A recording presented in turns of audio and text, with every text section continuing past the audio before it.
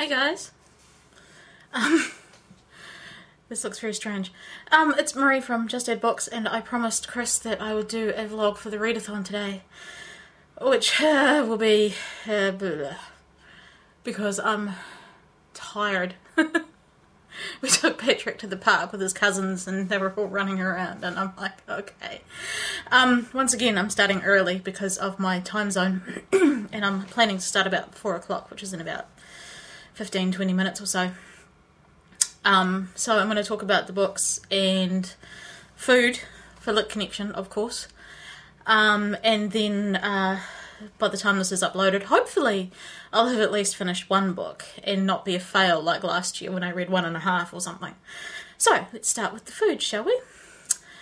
I rashly said I was going to do a Kiwi theme with the food this year, and then I thought, what does that mean? So first up, and this is so lame, kiwi fruit. What cracks me up on the back, you can see that, produce of Italy. Although I don't know whether that means the packaging or the kiwi fruit, but the idea of bringing kiwi fruit in from Italy, that's just strange. Still, they've got the word kiwi in them, therefore I'm counting them. Essential to any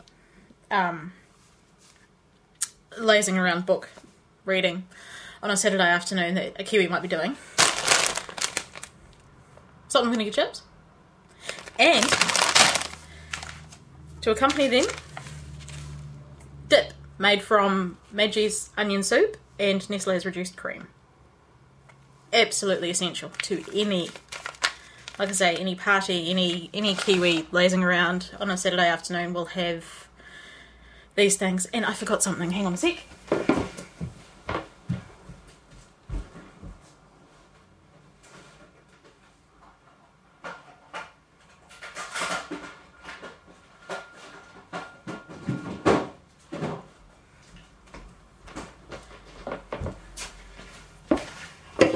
Sorry about that, I knew I'd done that.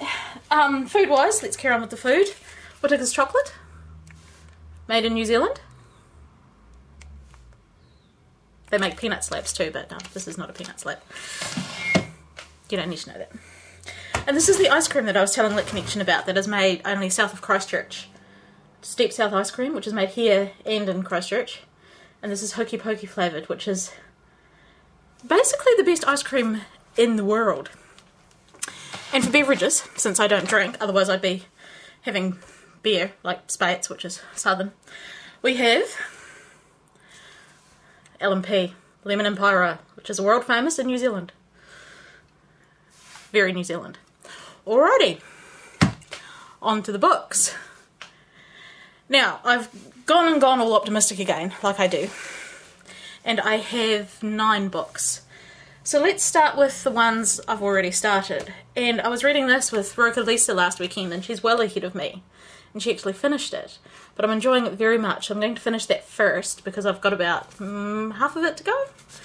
So Howl's Moving Castle will be first on the list. That was the can falling over. Next, of course, I'm so slow with this. I am so sorry. I will put up the next part for Return of the King this week for the mid-month.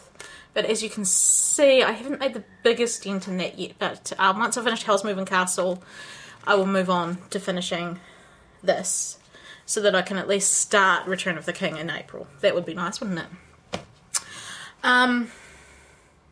The other one I'm still reading is, and I haven't got very far through this one either, is The City in the City, but I'm not sure about this one because I find the language, the rhythm of the language very strange. Although it's interesting and fascinating, but it's a slightly slower read, so I'm just not sure about that one. On to the other books that I've optimistically included on the list. The Changeover by Margaret Mahy, and I believe Naeemith just read this one not so long ago and enjoyed it. And I read it many, many years ago when I was young, and I was going to read it for the last readathon. We'll see how we go. This is me.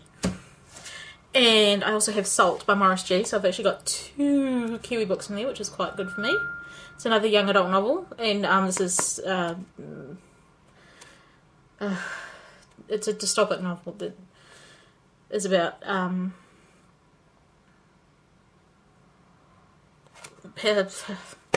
like I say, I'm tired today. It's dystopic, young adult. We all love that, right? I still have this.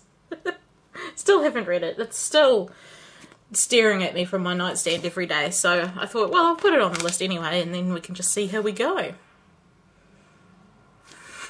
I love the cover though. Don't you love the cover? The cover's gorgeous. I love that. This is also was on my last readathon list.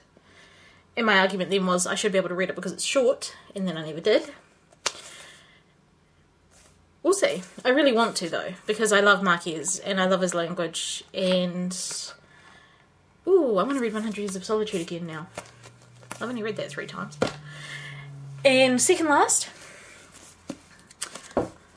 yes, Catching Fire, which I still haven't read, but as we all know, Mockingjay is coming out later this year, and I'd really like to read this before it does, so fingers crossed I can at least make a dent.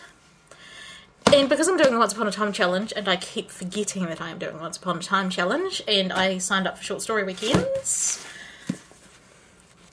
Stephen King's Everything's Eventual. I haven't read this collection for a while, but it's something I can just dip into and out of while Patrick's up and about. He's having a nap right now, otherwise he'd be bothering me, no doubt, for attention and holding the camera and taking all the attention away, as he does. But yeah, so hopefully I can sort of dip into and out of that while he's around, and keep going that way. So I'm ready to start the readathon very soon. I will, I'll put an initial post up, and then I'll put, the vlog will probably be the second post, because it's going to take a while for it to process. And you all should come say hi. Bye.